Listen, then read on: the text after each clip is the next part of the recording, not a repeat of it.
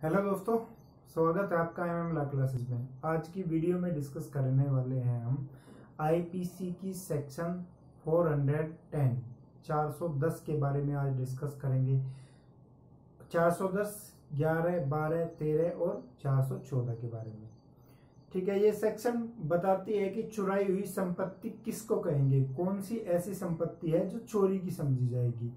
केवल जो चोरी करके लाई गई है वो तो चोरी की है ही, लेकिन इसमें कुछ और भी चीजें हैं जिन प्रॉपर्टी को चोरी की समझा जाएगा। ठीक है, तो शुरू करते हैं। जो 410 से पहली सेक्शंस है 409 तक, वो ऑलरेडी हम अपलोड कर चुके हैं, सेक्शन पर डिस्कस कर चुके हैं। आप चाहे तो चैनल को सब्सक्राइब करके उन्हें देख सकते हैं।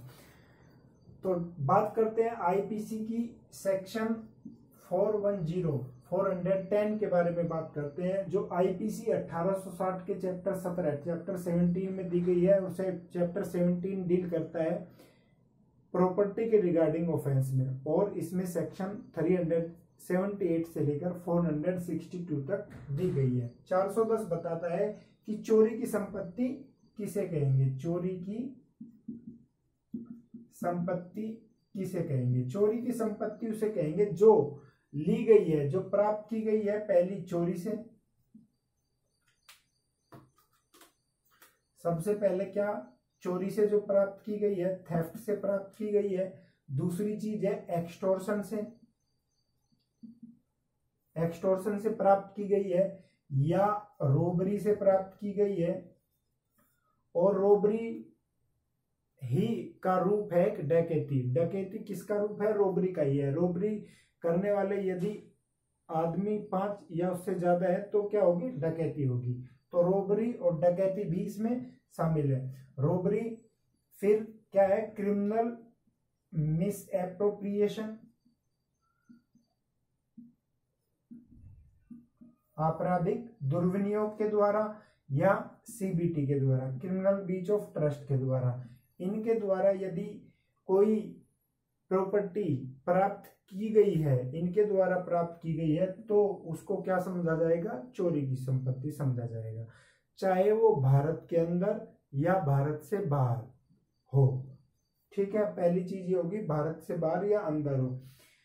ठीक है, लेकिन यदि कोई चोरी का सामान वापस उसके पास पहुंच जाता है जो उसका विधिक रूप से अधिकारी है रखने का, तो वो चोरी की प्रॉपर्टी उस टाइम नहीं रह जाएगी। जैसे मान लीजिए ए जो है,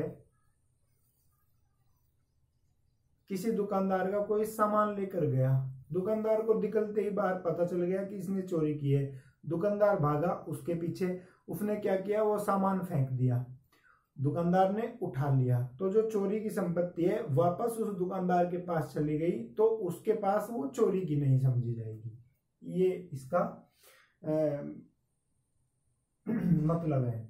इसमें एक क्वेश्चन कैसे बनता है, कैसे पूछा जाता है, क्वेश्चन इस तरह पूछा जाएगा कि निम्नलिखित में से कौन सी संपत्ति चोरी की संपत्ति नहीं समझी जाएगी, और उसमें इनमें से कोई 3 दे देगा और चौथा ऐसा दे देगा जो इनमें नहीं है। मान लीजिए कोई भी दे दिया, पहला एक ऑप्शन दिया थेफ्ट, दूसरा एक्सटॉर्शन, तीसरा रोबरी, और चौथा क्या दे दिया, चीटिंग।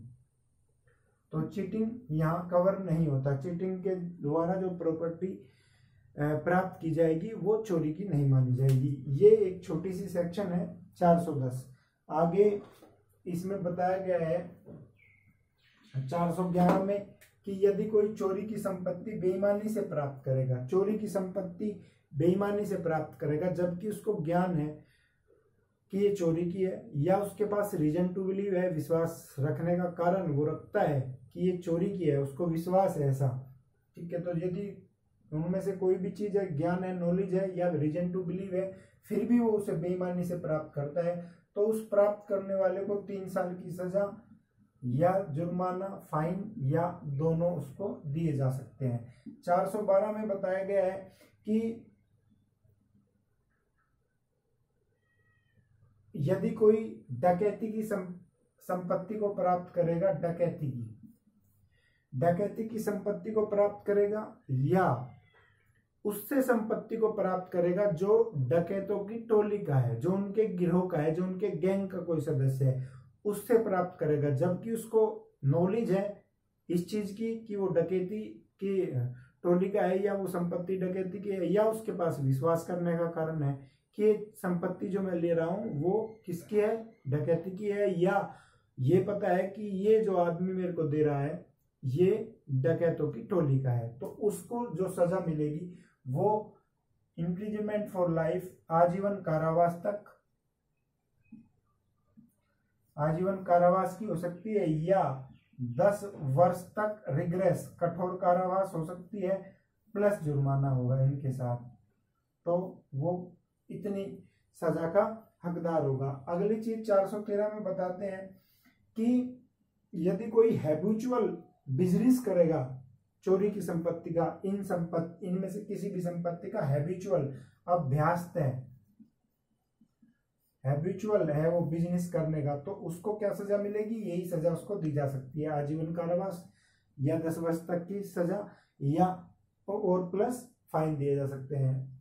और 414 जो इसकी लास्ट सेक्शन है उसमें है कि यदि कोई हेल्प करेगा, किसके लिए, उसे पता है, नॉलेज रखता है वो कि ये चोरी की संपत्ति है, या रीजन टू बिलीव रखता है कि ये चोरी की संपत्ति है, तो उसको छुपाने में मदद करेगा या उसको इधर उधर पहुंचाने के लिए हेल्प करेगा उस संपत्ति को, तो उसको 414 में सजा दी जाएगी। कितनी, 3 साल तक की सजा, जुर्माना या दोनों उसको दिए जा सकते हैं। ये सेक्शंस हैं चुराई हुई संपत्ति से। यहां से क्वेश्चन पूछा गया है 410 से कि चोरी की संपत्ति किसको कहेंगे, लेकिन आपको एक बार ये सेक्शन पढ़नी चाहिए, आपको पता होना चाहिए कि ये सेक्शन यहाँ दी गई है, इसमें ये अपराध में ये सजा है। ठीक है, तो ये एक छोटी सी वीडियो थी। यदि पसंद आई है आपको तो जरूर लाइक करें, कमेंट करें, कुछ भी पूछना हो या कोई चीज़ गलत हो रही हो, और चैनल को सब्सक्राइब जरूर करें। आपका वीडियो देखने के लिए बहुत बहुत धन्यवाद। Thank you very much.